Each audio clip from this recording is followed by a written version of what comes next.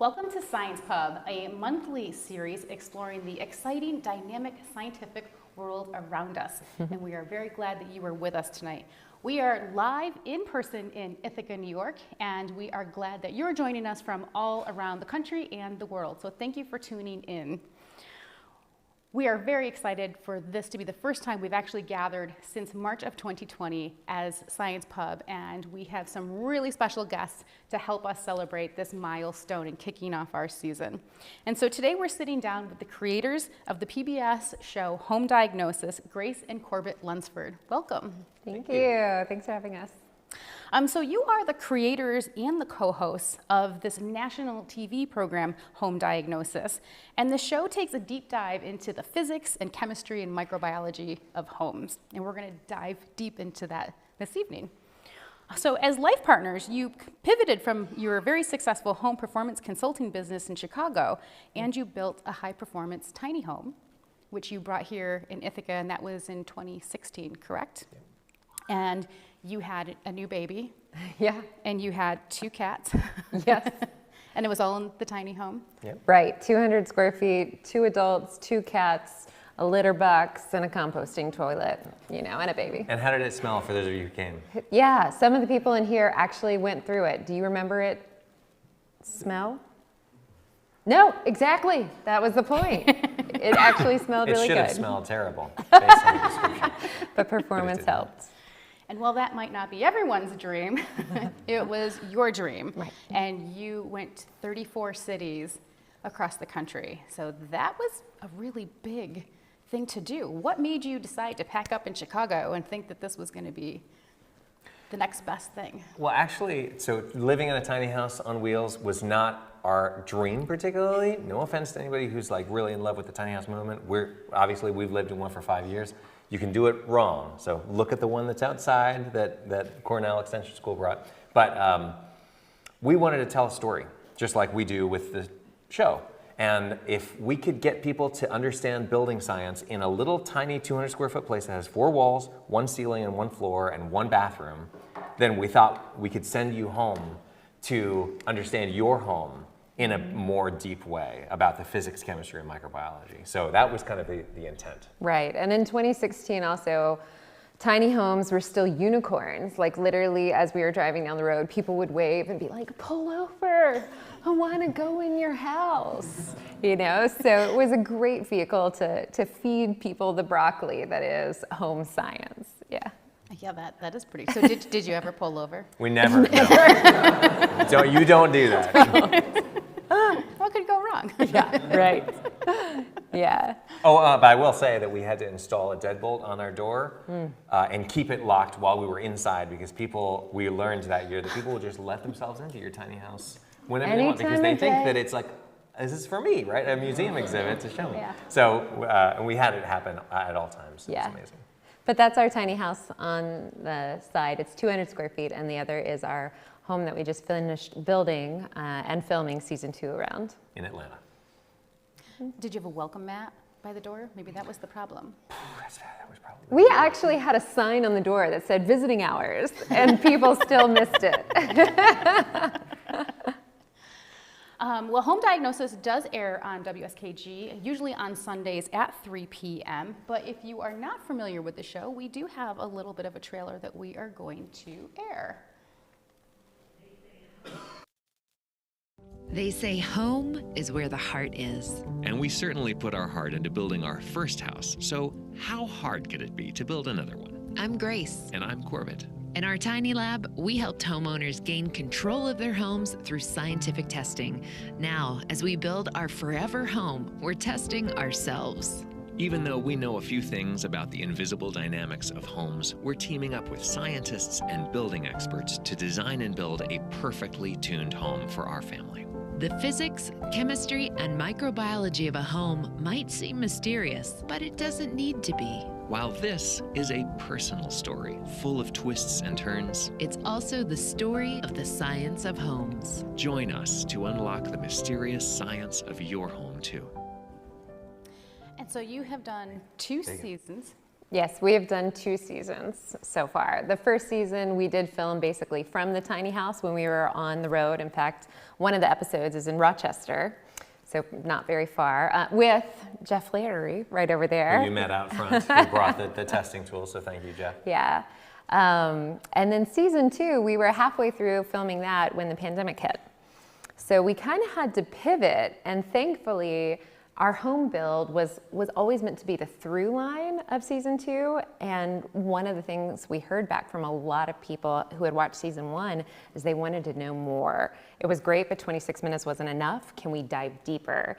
So what we did is we took season 2, reconfigured it a bit, and it's practically like a college course in the science of homes, and it follows our build. The chronology of the build. And one of the things that you won't see a lot of in season 2, unfortunately, is contractors like Jeff, because one of the purposes of this show, especially being on PBS, is to highlight all the people around the country and around the world, but mostly around the country. You'd be amazed at how little of this happens in other countries too, who can do this kind of thing for people. Like there are literally people in your backyard, right, who you met one of, who can do this tuning of the science of the inside of your home.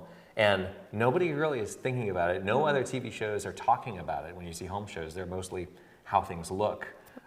We had this idea of maybe doing like an HGTV, following the homes that got finished on those flip shows and testing them, just to be a little devious, but just like, you know. Maybe season 4, I don't know.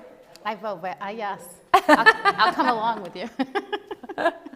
Yeah. And so season 3, which we're working on now, which we're gonna make, linchpin of tonight's talk, is called Accidents Happen. It's all about disasters in homes, because it was made clear to us. Somebody mentioned like people don't wear seatbelts now just because of all the PSAs. I said, you should do it, it's really good. They do it also because we read all about what happens when you don't in the newspaper every Sunday, right? All the horrible things that happen. So they said, hey, maybe let's talk about what happens when you don't pay attention to the science of homes. So we wanted to do a deep dive into both natural disasters and human-made disasters, where you do things in homes but you don't realize the side effects that are going to happen until they're too late. So that's essentially what we're working on right now. And we are going to dive deeper into that. But one of the things that I think really resonates when you're talking about a home, when you're walking through a house and looking at purchasing a home, the first things that you look at is how big the kitchen is, how homey it is. I'm going to look at the closet space. And those are the things, how many bathrooms does it have, that are top of mind for most people, right? But they shouldn't necessarily be top of mind. Yeah, it's almost like we need to have a bit of a cultural shift because, and this is one of the reasons why the title of the show is Home Diagnosis, because you understand what a diagnosis is, right? And you guys probably all secretly know, like we asked earlier, does anybody think you've got a problem in your home? And there were several hands that shot up. So you have this feeling that something's wrong, but I don't know who to call. And if you call a window expert, guess what they're gonna tell you? Exactly. So home diagnosis is about understanding that, prescriptive approach that you can understand the blood pressure of your own body. Well, your home has a blood pressure too.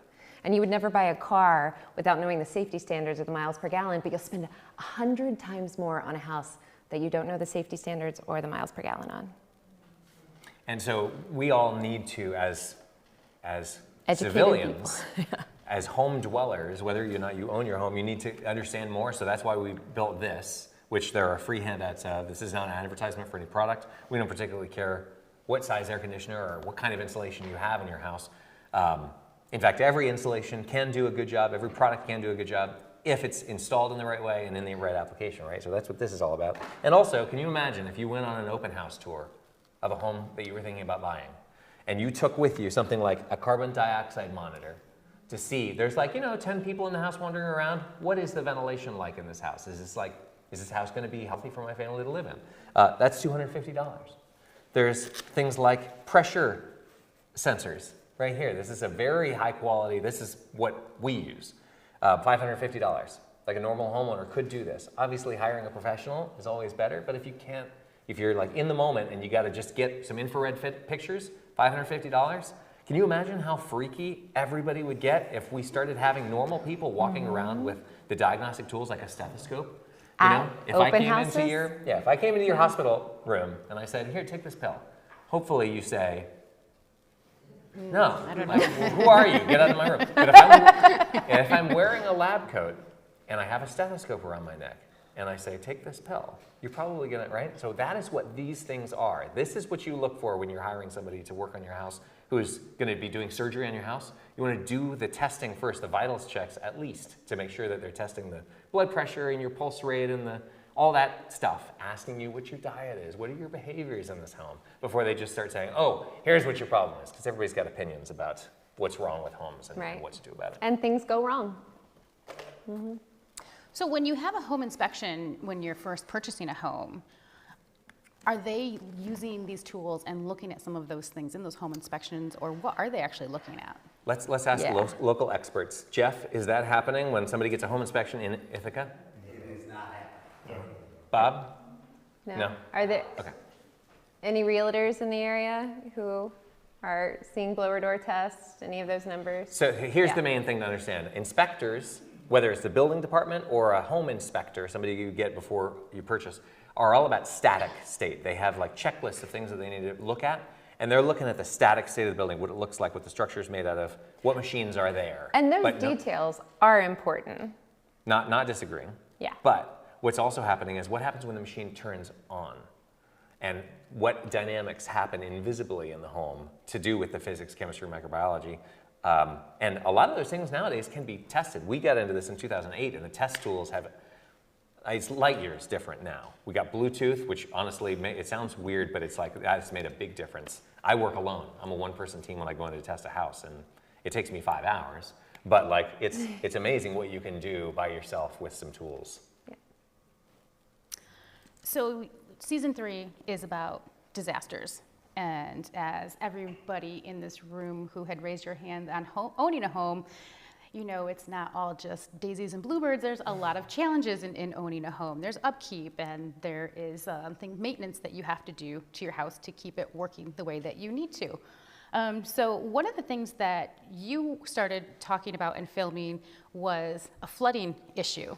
And being in the Northeast, we have flooding here. We have flash flooding. We also have where the rivers come up, and we have aerial flooding that does a lot of damages to homes. But the flooding that you ran into was a little bit of a different disaster. Yes. So interestingly enough, here we are in Death Valley, dry as a bone, right? Dry as a bone. Thank goodness, actually, because right after we took our tiny house to Death Valley, we went to Phoenix, where it was also pretty dry. But unfortunately, the water bag in our tiny house leaked. So that's 50 gallons of water that leaked into our watertight, airtight house. Yeah. So floods aren't just, you know, from the sky. Sometimes they come from inside as well. And I think what you can see floods not just on home networks, home improvement shows and things like that, but also on the news. Every night. You can see it on TV. We're not really interested in talking about that. What we'd like to do is peel back the other layers of the onion that exist underneath that, which is what happens to the physics, chemistry, and microbiology in a home when it's flooded, and after it's flooded, and after you do the fixes that are recommended by your insurance agency or by you or whoever that are then going to potentially make everything all better. Like what are the side effects? Because there's two sides of the equation, right? And researchers who are studying plant ecology, this is like a perfect environment for talking about this, because you do something like introduce monoculture, like this is the perfect seed, it's perfect in every way. And then there are these things that happen, and we know, there's all kinds of controversy about the genetic engineered and blah, blah, blah. So like all we're trying to say is there's side effects to anything that you do in a home. And so you just want to kind of get out in front of that and do as much modeling as possible. And in that modeling, how can you build in resiliency? So when it came to building our big house, we were down in Georgia. And does anybody know the perfect time of year to start building a house in Atlanta, Georgia, or anywhere? There is no perfect time. But if you asked everybody, they would give you a very specific start. Like, you should have started in summer. You should start here. It just rains kind of all the time. So this is what it looked like. That's the hole that our house is supposed to be built inside. And for a whole bunch of reasons that you see in season 2 of the show, it was much more complicated just from the get-go. Day 1, we went a month behind and about $10,000 Yeah. over budget, if not more. Right. And so it's the moral of this story is we're all kind of like making this big deal about all these perfect dynamics of air pressures and, you know, we got heat bleed, airflow and pressure, moisture and contaminants. And if we can control all these things, then our family will be perfectly healthy and it'll be a haven and all this stuff. But then you're a builder, and that is what your life is like. Yeah. Those guys do not care about what we're talking about because, like, can you imagine? So their life is really hard. So what we have to do is try and press through all that noise and stress that they're dealing with and try and work with them and not against them and kind of like we need everybody to be on this train together, which we all are, unfortunately, but most of us don't realize it yet. So as you're building out your foundation and your crawl space, maybe it's not an 8-foot crawl space anymore, maybe it's a 4-foot crawl space. Yeah, but no matter what, drainage is really important. So if you can take care of drainage with things, you know, like a French drain, a drain tile, whatever you want to call it, it's a little slotted pipe that water can find its way up into. It doesn't go down through the holes in the top. So by the way, if you're installing one of these, the holes don't go in the top, the holes go in the bottom. And so the water comes up and then it goes away. And so getting this water away, there's this really interesting moment in season 2, episode 12 actually, where we're talking with a permaculture expert who says, you know, this thing of like get the water away is essentially treating water like it's a nuisance, which is that's not the answer because we're gonna have a water shortage very soon. And so there's this, again, we come back to the systems thinking. Even when you're talking about a house within some kind of a floodplain, you gotta come in harmony and you gotta tune the two things together. So that's really what we're trying to focus on. It's not necessarily as Shark Weeky as you could get on buildings, but we find it much more beautiful. And that is a very difficult balance to strike because you have homes that are destroyed. You have to come back in and rebuild. So now that I'm rebuilding, I want to look at materials that would stand up to water and are going to be more resistant to that. So you have composite flooring that can be popped up before it floods or be popped up to dry things. And when you start bringing in these resilient items too, it's also very important to think about what chemicals are being made of. Sorry to load one more thing on, but it's true. There are a lot of plasticized, very flexible, wonderful things, but they also create a lot of phthalates. And those are endocrine disruptors. And as Corbett likes to say, the majority of us, we're all dead anyway. We're already moved on. But our babies, we're still like trying to focus on the health of our babies and their little developing endocrine systems. And they're on the floor almost all the time. So flooring is really important. Right. Oh, by the way, if you go online searching for healthy flooring, what you'll find, and this is scary how usual this is these like websites that are like healthyflooring.org. And if you go into the about and go into the about and the about and the about, and you like really it's a bunch of companies that make vinyl flooring that have created this website, and they're all trying to tell you that this is healthy. So you, as usual, you can't believe what you read on the internet all the time.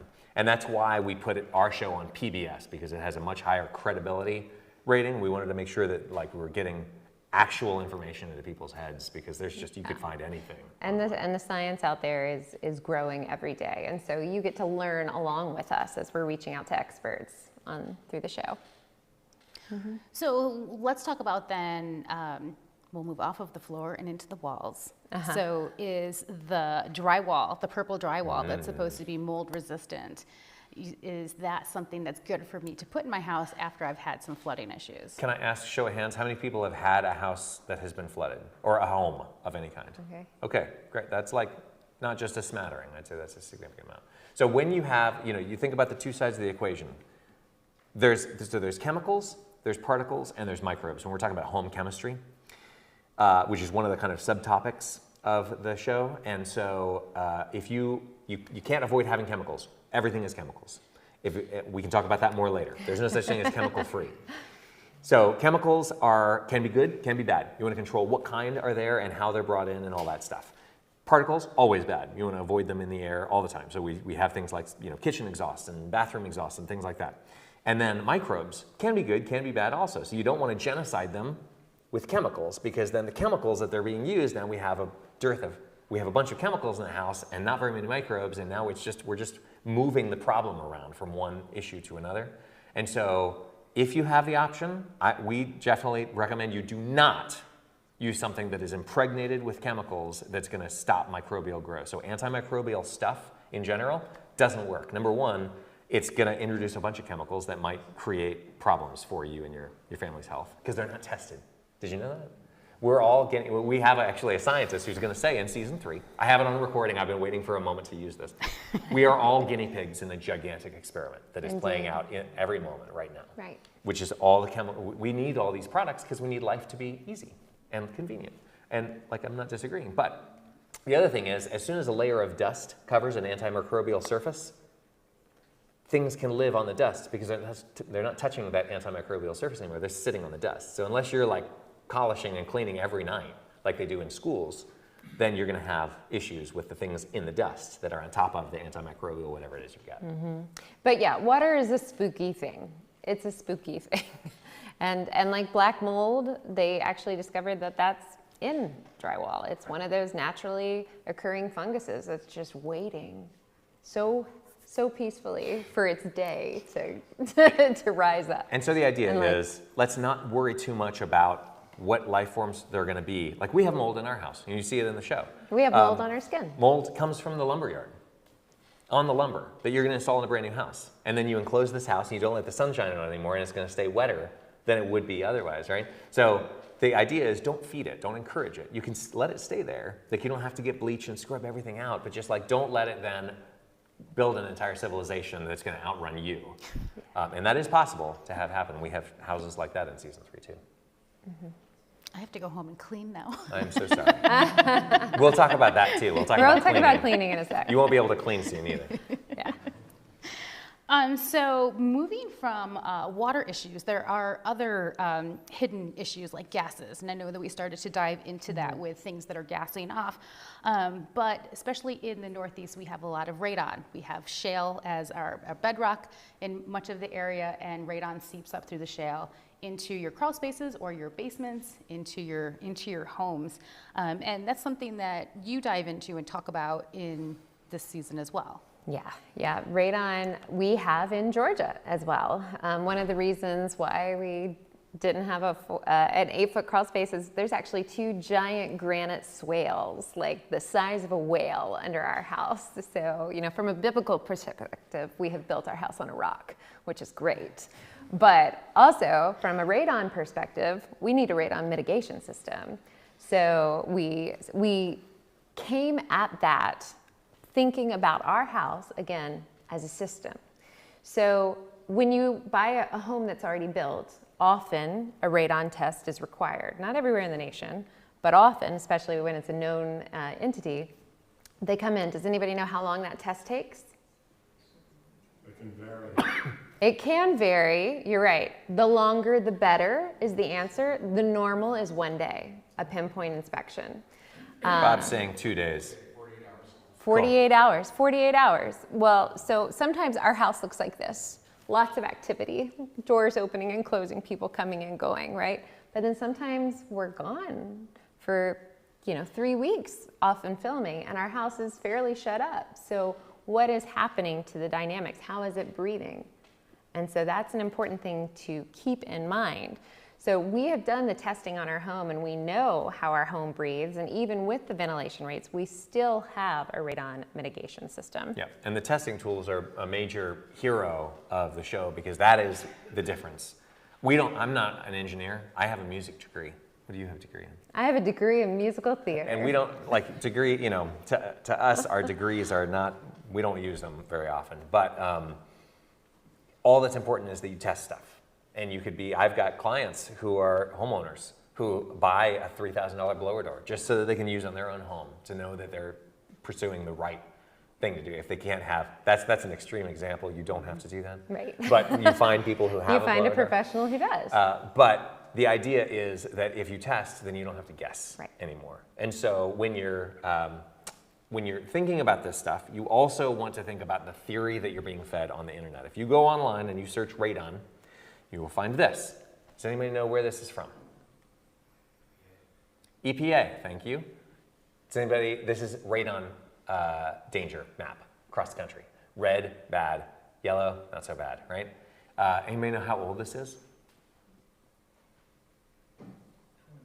Guess. 20 years, that's a good guess. 30 years. Mm-hmm. The reason that this map is completely useless is that homes today are completely different than homes 30 years ago. They are, even if your home is older, has anybody spray foamed a house Recently? before? Couple hands. Like your home, what kind of a home did you have spray foam put into? Oh, they spray foamed the sill plates in the basement and the crawl space in the addition. So it's an old home? Yeah, built in the 50s probably. Okay, great. That is no longer acting like a home that's built in the 1950s and not doing what they intended for it to do back in the 1950s. So now we're doing all these things, whether it's adding insulation or adding HVAC systems or adding whatever it is, air tightness, which is what we're talking about here, that's transforming how the homes are acting. So if you have an older home that's had that kind of thing, replacing windows even, done to it, or a new home that's built, it's more airtight, significantly more airtight than it was in 1993. So this map is useless. Don't look at this map. It's dumb. Nobody should. And so what we can do instead is use the right approaches, which is in that booklet that you've got. And by the way, if you're streaming in and you want to download that booklet, there's a link that our team will put onto the chat for you. But we went so far as to even test how hard the fan that we installed on that radon system would have to suck, meaning also how much energy it would have to pull in order to do its job. And you can do all, like there's just, once you start thinking about testing things, there's almost nothing that can't be tested. It's beautiful. Yeah, and in addition to our TV show, where we do get to talk about radon for at least maybe 3 minutes, we do dive way deeper into our YouTube channel, which is called Home Performance. And you can totally nerd out with us there and actually see the full install, see what happens, take a full 45 minutes to really understand the systems. So that's kind of a lovely thing as a story and content creator, is that we can have both audiences of a general knowledge PBS audience, and then if anybody wants to really geek out, or you're thinking about putting one of these things in yourself, you can learn from us that little device that Corbett is pointing to right there, you can buy at TruTech Tools. I think it's on Amazon probably, and it's basically $200. $200, and it's a long-term radon monitor.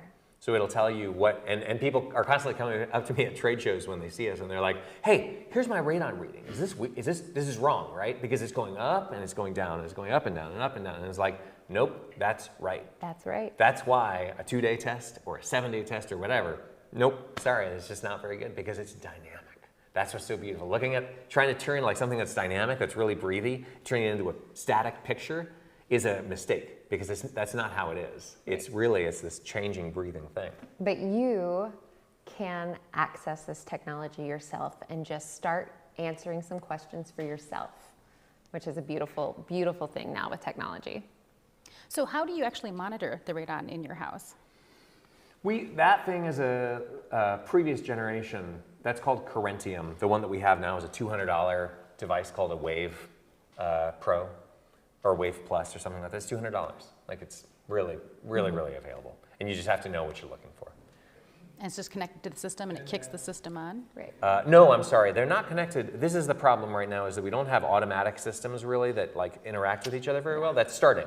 We're actually releasing a video in a couple weeks about a new ventilation control technology that's going to do that. But really what we need, unfortunately, is to have a whole bunch of very savvy homeowners and property owners who are renting to people, because we don't have enough of the kind of person that Jeff is. There's like one contractor per major metro area at this point, unfortunately, who can do this kind of thing, and we need more. And a lot of people may have a radon mitigation system in their home, but how many of you guys actually know that it's working? And this little device is how you keep an eye on it. And it's, again, not difficult to get. Yeah. And a lot of people have the mitigation systems but aren't running them. Ooh, yeah. If you have, how many people have a radon mitigation system? How many people are sure that it's working? Okay, good, awesome. Then you guys don't have to do anything. Anybody who is like, maybe I should put my hand down, go ahead and just get the thing. And then you won't be sorry making it. We test, I have so many testing devices, I'm always checking them. Like I'm literally monitoring the ventilation in this room right now, which by the way, sorry BTI, but we're at over 1,000 on carbon dioxide. Probably part of it is that it's so close to me and I'm breathing heavy on it. And But, you guys are all breathing this way. but I love looking at my data. Like the best thing ultimately, I'm sorry to be like real nerdy about this, but if you can walk into your house and see some device that is flashing green at you, just letting you know everything is fine. Thumbs up. Wouldn't that be great? That's what I love, is I walk in and I wave at my little wave thing and it goes green. And I'm like, and it gives me literally a dopamine hit. There's never anything wrong with our house because it works the way that I've designed it. That's not true. You can watch our YouTube channel to see the fine points on that. But testing and finding out that nothing is wrong is so worth the money. I sometimes get hired by realtors just to test their house to say, is there anything? And I'm like, nope, it's great. And they're like, great, here's your check. Perfectly happy. So like, don't feel like, oh, I should only get this if I think I'm gonna find something wrong. Test it just to be like, yeah, I know for a fact that I'm not poisoning my children. And now I can say that in front of a bunch of people, and they all go, what? That's so rude. But that's the kind of thing that it just gets you really high to know that, like, wow, I am aware of invisible things around me. It's really cool. Yeah. So speaking of invisible things, and you were just talking about the CO2 monitor that's at your feet, and I think it's high because you're the one who's been talking the most.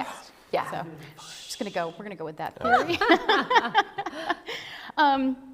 Talked about the ventilation in your home and the air quality, because we are sealing our homes tighter than we ever have before. Right. And that is good and bad. That is good. Yeah. Let's be clear on that. You cannot seal a house too tight. The thing you can do is not ventilate it correctly. So the phrase is seal tight, ventilate right.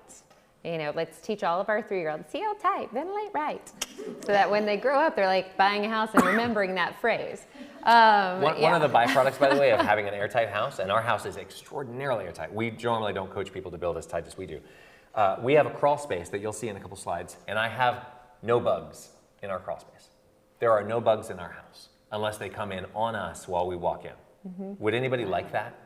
Just that. Like, if that was the only benefit that you got, would you be like, yeah, I'm in for that? Yeah. It's quieter. We live next to Atlanta Hartsfield-Jackson Airport, the busiest airport in the world. And our house is extraordinarily quiet. It's so quiet, we built a recording studio in it. Wow. Because we have degrees in music, and that's our pastime. Anyway, so air quality becomes a big deal, and obviously COVID has made all of us a lot more aware of this. But the thing to do is not get focused on something like the COVID virus and thinking about, like, oh, does my mask work or does it not for a virus floating in the air? Of course, maybe not of course. People still are a little confused about this, but like, viruses don't fly around by themselves in the air. What they do is they glom onto other things, little particles. And sometimes particles are even made of gas phase molecules. So it's just like a bunch of chemicals that are bound together, and then a virus will ride around on those. And so these kinds of, they always travel in packs. So there's this like microbe chemical interaction with the particles, and that's all kind of swimming around us all the time. Yeah, but a silver lining for COVID definitely is we're thinking much more about our indoor air quality. And that's a good thing. That's a great thing. This is probably, these are carbon monoxide detectors. Every single one of these things in front of us is carbon monoxide detecting devices, and then a bottle of carbon monoxide. So we actually test these devices in the show, but right there you see us pulling out all the information, because one of the things that a lot of people don't realize is that these devices are not meant to keep you healthy. They're meant to protect you from dying, but even then, it's only for a very specific kind of person. If you have, and feel free to just raise your hand in your heart, if you have any kind of pre-existing condition, if you are young, like a child, if you are old, if you have any kind of respiratory issues or cardiac issions, if you are making pregnant, a tiny human, yep, you need something better, and it says it in the instructions. Go home, go buy one for $50 even, and open it up and read, and it'll say multiple times, if this is not for these people. If you're one of those people, you need something better than this. And that's what UL listing does. UL listing, normally, very good thing. In a lot of cases, though, it's very sneaky. And it does things that you don't realize. And we know there's these invisible things in the air that can make us sick. And does anybody know the symptoms of prolonged carbon monoxide exposure? Just even little sips of it every day will start to make you feel bad. I mean, you'll start to have flu-like symptoms. When are you often using your combustion materials the most? Combustion appliances. Combustion appliances, yeah. In the winter. When does flu spike? Flu season. Interesting. Right? So there's these interesting parallels that, again, we've slowly learned that we need to be advocates for our own selves, even in a hospital setting. And so maybe when you're going in and if you aren't checking your carbon monoxide, maybe they should check your blood for it, because maybe that's what's actually happening.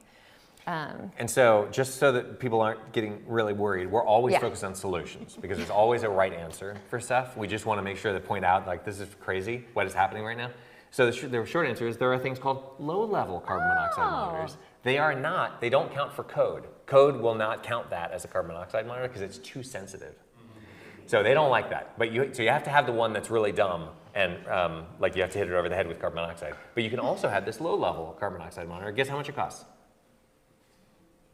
It's the magic number, $200. Everything is $200. That's lucky. It was 12 years ago, it was $250. So it's like, we're actually getting better. The prices, I think, are definitely going to come down on these things, especially as more people start to understand and the demand can grow. And again, it's just a way to be an advocate for yourself, because it doesn't have to be all Shark Week, you know? And you know what's interesting? Just to expand on this for 1 second, because we're about to kind of get into more chemistry stuff.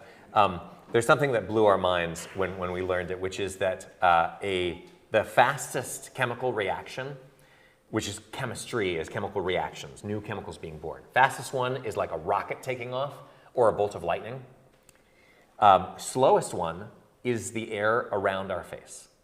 This air that we are breathing right now in this room is literally on fire, not a metaphor. It is the same chemical process. It's called redox, reduction oxidation.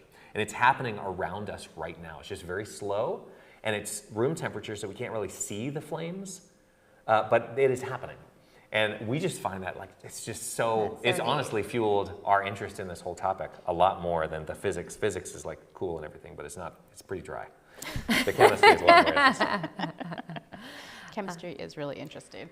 And so one of the things that you're talking about, you had mentioned earlier about particles in homes and how those can be detrimental. So when you're talking about cooking, and many of us have propane or natural gas that we're cooking on in our homes, depending on what we're making, right? As those fumes come up and those particles come up and are suspended in the air, those can be problematic.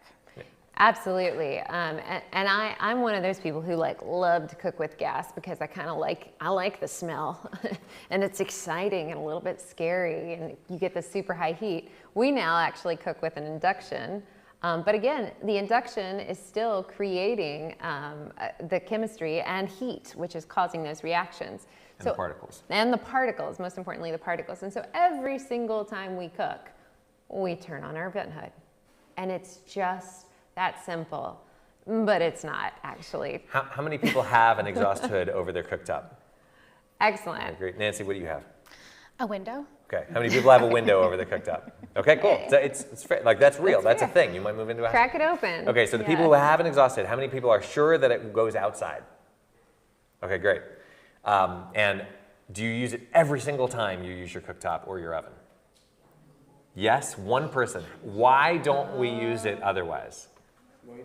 Noisy. Noisy. Does everybody agree? Noisy? Right. Okay. The one that we have in our house, which is not that one. That one is a terrible one that Grace will explain in a second. But ours is so quiet that we actually don't realize that it's on sometimes. We have left it on all night long in some cases because we didn't realize that it was on. So it is completely unnecessary to have a noisy. I've had one that sounded like a jet engine, and I was like, there's something terribly wrong with it. She's like, aren't they all supposed to sound like that? And I thought, what is wrong with this? This is crazy. So you're getting your money's worth, though. Yeah, right, yeah. Covers the sound of your cooking. Right, it covers the sound of your cooking, covers the sound of your bathroom. Your bathroom exhaust hood should not sound like a jet taking off either. But often it's the the ducts are going in different ways. They're stressing out the fans, and this is where the noise starts to come from. So this one's called a recirculating, and it doesn't jet outside. It goes back inside. Actually, when you watch our show, you will see it go up that lovely chimney, hit the cornice, and then come into the room. Like, what? What? Let's call it recirculating. So if you're going to do one thing for the health of your home, it's have a good one of these. That's it. Yeah. If you did that, we would have a much better control over the health of homes in this country. And they have filters. They should have little filters on them that you can occasionally take off, put into the dishwasher, and clean. That is what you want, absolutely. That doesn't meet your $200. It may not. That is true. It may not be $200. The one that we installed in the tiny house actually was $300.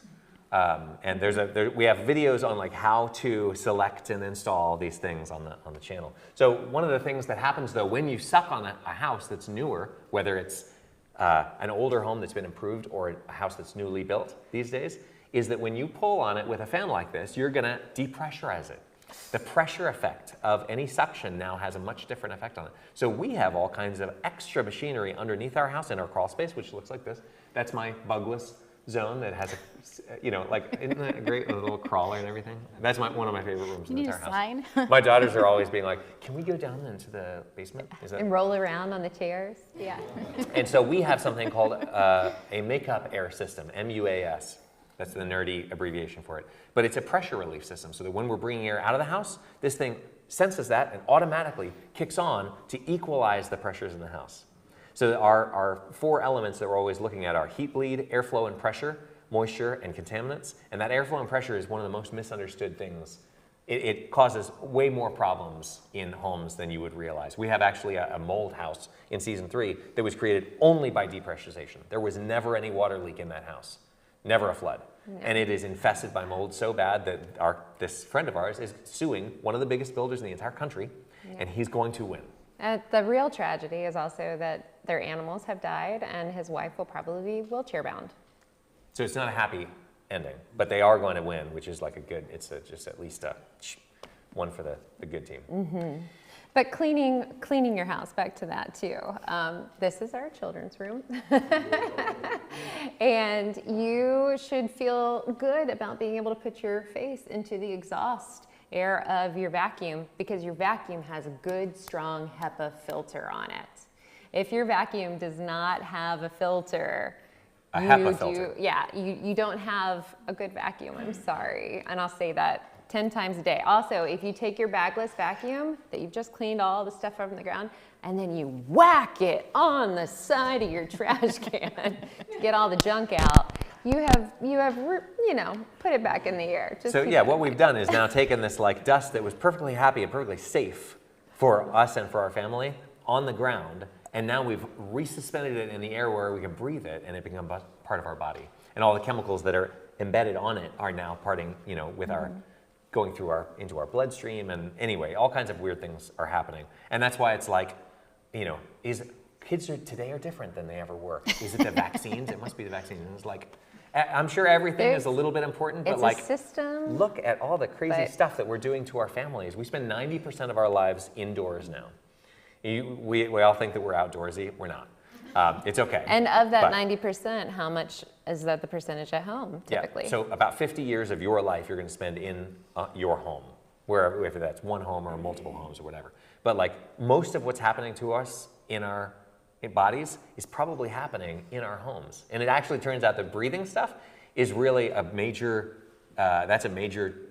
transport mechanism, but also our skin. We absorb chemicals through our skin and into our bloodstream. Isn't that amazing? So nobody knows really what that means and what it's doing, because we're just starting to study this. So we're actually learning this as we make this show and sharing it with all of you. Yeah. So filters. Get good filters. Yeah, before you go out and you buy a bunch of air cleaning things that are going to do bipolar ionization or spray hydroxyl radicals into your or air, heaven forbid, create ozone. Bad. Yeah, ozone that generators. Is a bad idea. Anybody heard of an ozone generator? Anybody own one?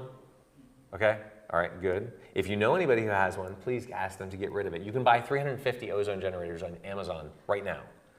And they are all bad news. You should never use one in a home for any reason. Professionals can use them for very specific purposes, but they have side effects too, and that's one of the things we're exploring in season 3.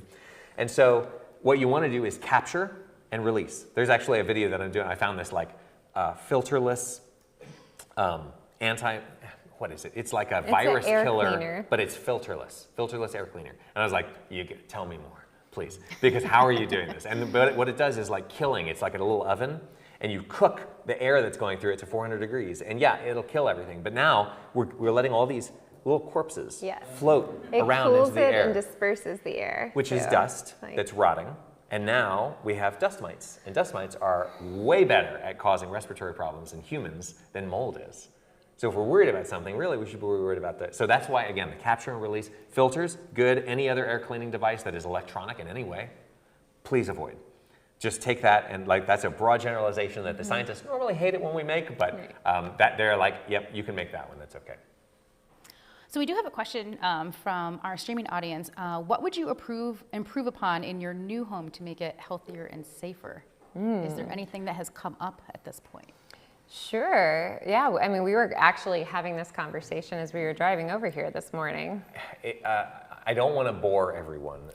When you get to the level of what I worry about in my spaceship of a home, it's very nerd level 5, which is what our YouTube channel is all about. So if you really want to answer that question, whoever asked it, please subscribe to our YouTube channel and wait for about 3 weeks for me to make a video about our ERV, which stands for Energy Recovery Ventilator. That's our balanced ventilation device that brings fresh air into the house, fresh air, outdoor air, into the house, whether that's fresh or not, we can talk about another day, wildfires, and takes stale air from the house to outside in equal measure. And so there are a bunch of problems with the one that we've got in there now that are very nerdy, and I will not bore you with them. Right, but we would probably adjust that first. Well, it's such a big component of everything that we've been talking about. Also, incidentally, it's such a system, our radon system is sucking on the ground under the slab, the gravel bed, which is sucking on the drain tile, which is sucking on the other drain tile, which is sucking on the gravel bed outside of that drain tile, which is outside the house,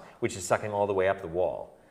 And so we had this pathway that was from outside our house down through and out through the radon fan, which means we had to run our radon fan a lot harder than we would have had to if we had like a pressure-contained box, which is really what you want. But this is where staging and getting the contractors to have this conversation with us, because we cannot possibly understand this stuff. I now understand because I built an entire house with my mom and dad. And we went through all this stuff and tested it, and we're like, what is happening? What is this? So that's how you kind of figure it out, is you have to go through this 2-year building process with your family. You shouldn't have to do that. You can watch Home Diagnosis Season 2. And talk to open-minded building professionals Yes. about this who might be open to talking about invisible dynamics and being like, okay, if that happened, then this. So all this kind of sequence and consequence, it's like music for buildings, basically. I like how you transitioned that back to the music. Oh, good. So for someone who has some minor mold issues in a bathroom and they're about to paint the space, is there anything that you would recommend to them? Go. Yes. Okay, good. More talking from that guy. So you want to fix the problem, fix the cause of the problem. Don't just, if you have cracking paint in your ceiling all the time, every year you have to repaint the bathroom ceiling, please stop repainting the bathroom ceiling. You need to figure out what is happening. And it's probably either the insulation is not there, or that you've got too much ventilation, or not enough ventilation, or that something is going wrong with the dynamics of the building. So if you have mold in the house, please don't scrub it out. First, figure out why it's there. What's feeding it? And again, this is where testing, working with a testing professional can help you understand your air and the path of it and the moisture in your home. And that doesn't mean hiring a mold inspector, because those guys just want to scrub the mold. They're mold remediation experts, and I don't want to say job security, but there are incentives to, there are mixed incentives within the building industry, I'll just say that. So you just want to make sure that you're trying to figure out why it's happening in the first place physically, and then try and solve that problem, and then you can get rid of it. But there's all these tricks that we could do, and frankly, this is a 3-hour presentation if we were going to do it right, but we have limited time and we don't want to put everybody to sleep. So what can we do?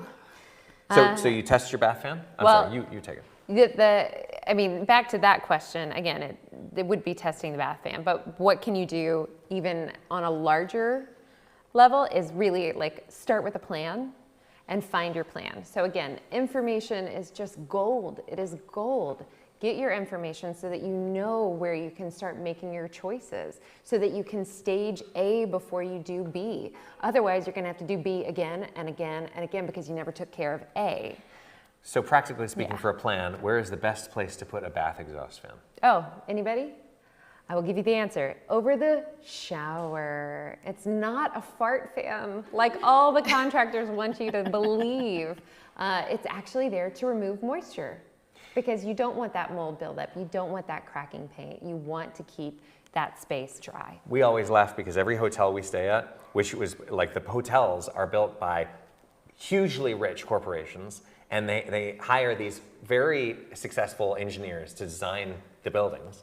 And they've got these bathrooms, and all the bathrooms are the same. The exhaust fan, next time you're in one, please look at this for me. Where is the exhaust fan in a hotel bathroom? Near the mirror. It's near the mirror, right? Does the mirror fog up every single time you take a shower in a hotel bathroom? Yeah. Everyone says, yes. Yes. That's dumb. We don't. I was a professional musician. Grace was a professional actor. We've never built a house before. We've never designed a house before. Our bathroom mirrors never fog up in our house. And we take hot shower, like we're normal people. We take hot showers that last 15 minutes and like, and if you want to go even deeper, we don't have bath fans. What? I know. Again, go nerd out on our channel. We have a balanced system. But there's always things you can do that are like very simple, like where you put things. Where you put things. It sounds really dumb to say, but it works. Mm-hmm. So speaking of where to put things. Yes. Oh, this is one of my favorite spaces in my house. Your square footage, when you are dreaming about your home, when you are renovating your home, you should not only be thinking about the square footage of your bedrooms and bathrooms, but the square footage for the systems of your home. This is the spinal cord of our house. Okay, how important is your spinal cord? So important, right? So this is the central chase that runs right up through our house, which allows us to access it whenever we need to. First of all, too, there's a ladder that goes up the whole way, but it's also where we run our fresh air, we run our conditioned air, we have our electricity lines going through drain there, lines, the drain plumbing, lines. all the things that you need to run a house. And if you insist on those things being hidden, it means that they're very difficult to find sometimes and to access and then change. And also, if you have a leak, if you have a whatever happens, right?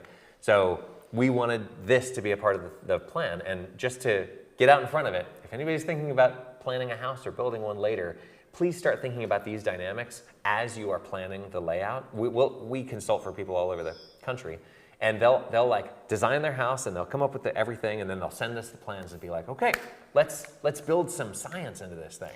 And I'm like, okay, let's do it. It's kind of hard once you've got everything, because like really it would be better if we could just like move things a little bit around and maybe think about it more. Where the kitchen is, where your kitchen, why does the stove have to be on the kitchen island? That's like an easy one that's just not going to work very well. So all these things are kind of part of the design of everything. And so if you could just think about these dynamics as you're thinking about your wife's happiness, like how many windows you're going to have in the house. And if I was, I designed a big room that has no windows in it. Thank you. But if you want women to live with you, then you need to have it be a nice looking space too. And so this marrying of the aesthetics and the like invisible stuff that nobody but me cares about is a really delicate dance, and you need to play it well. Right, but it's also not too difficult. So not rocket science. Right, like if you want to go on to the next, this is our daughter, Emmanuel, and she's adorable, and she can say temperature, humidity, and pressure. And if she can say these things, we can too, and we can just start to arm ourselves with this knowledge, because the physics and the chemistry and the microbiology of a home really do not need to be so intimidating. They are attainable. Yeah, and so they all relate to each other, the physics, chemistry, microbiology. And so just not being scared of it, knowing that there are microbes, there are millions of creatures living in your house right now while you're here. and they're doing things, they're working, they're breathing, they're having relationships, they're making babies, and like they don't even know you exist. They've lived so much Thank longer you for than giving we me a have. home. But like, Yeah. you know, and the chemicals are transforming while you're gone. It's happening. This dance is beautiful. And the physics is changing, air is flowing and circulating and doing all this weird stuff. And so we just need to make sure that we're aware of that as we move through it, because it's a lot better to be aware, to make informed choices. So we do have a question about water quality in a home. So the potable water that's in your home, how does that affect the house's chemistry? Well, it's huge. If your water does not work, which, you know, I mean, you're boiling. We've got boil water notices happening in Mississippi right now, and it's not the first place in this nation, right? We have some pipes in the oldest places of our nation that are wooden still, which is incredible, right?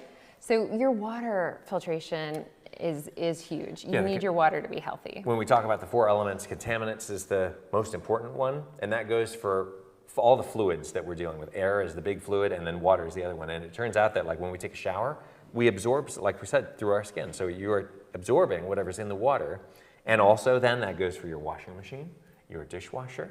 There are all kinds of When things you're about. cooking, you're releasing that stuff. Absolutely. So the amount of, by the way, if you're going to use an ultrasonic humidifier, first of all, probably not a good idea. But if you have to, please use distilled water if you're going to fill that thing up. Don't use those little chemical tabs that are going to like bleach it, because then that's also going to evaporate into the air, and now you're sucking in bleach instead.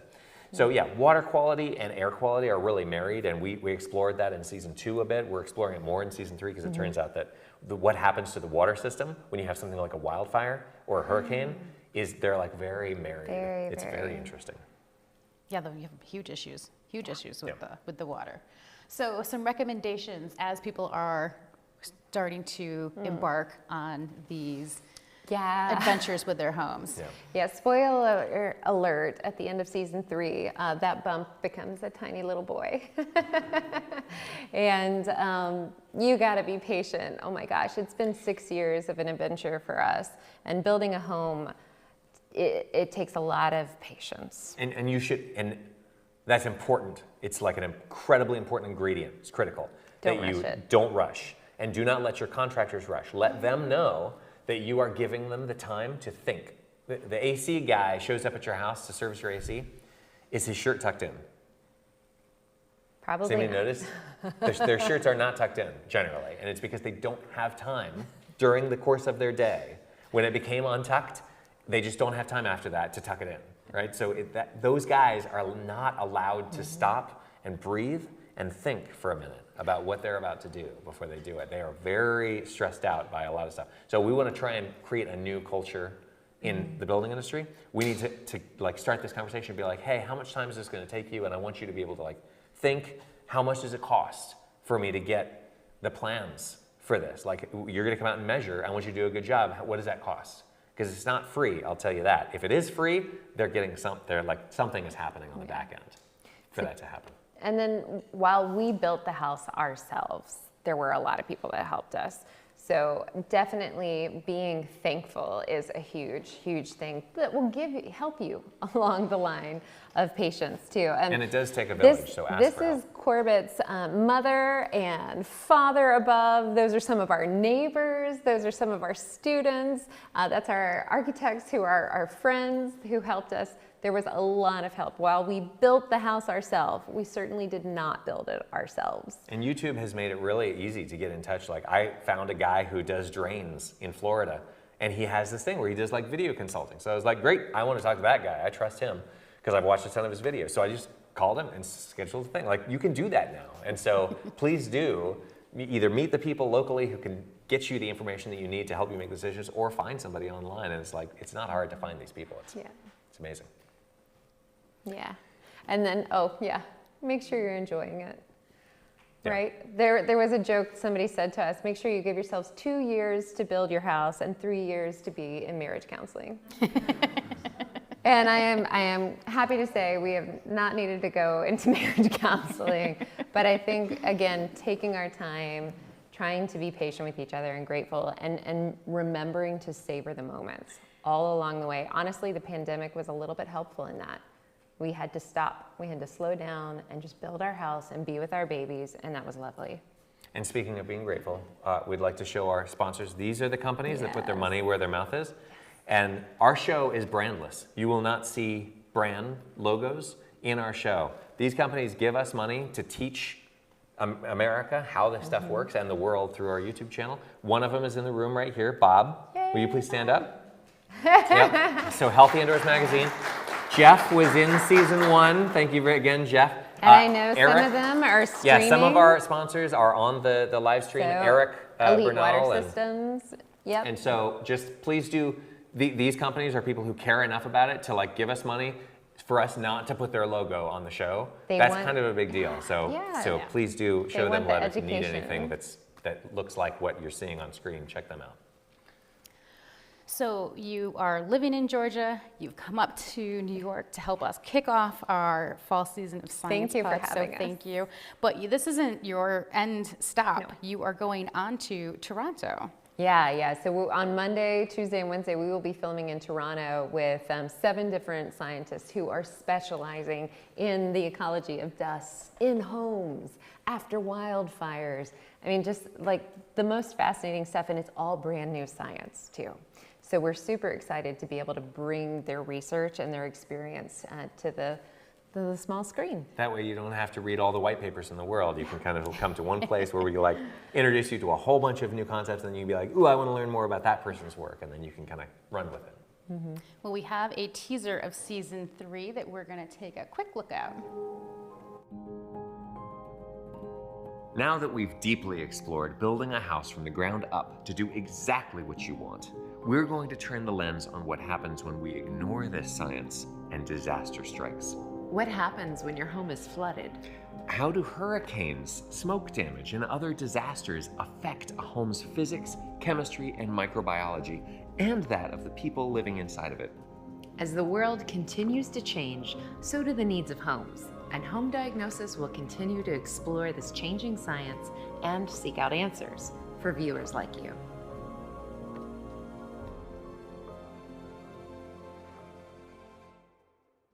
Exciting. So if I want to find out more information, where can I go? You could watch you could binge watch everything at homediagnosis.tv.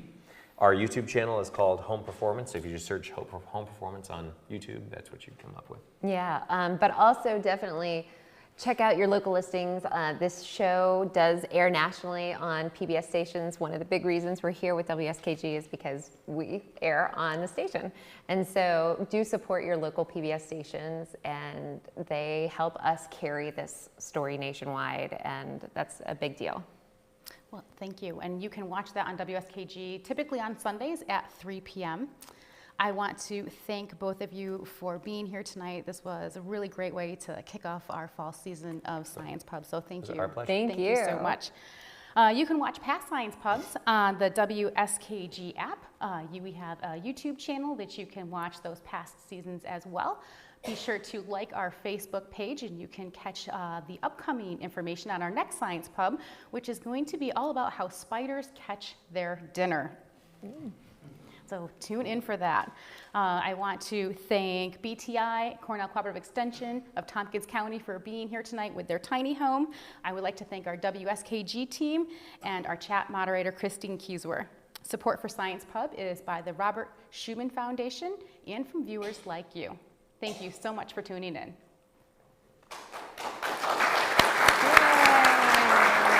Yay.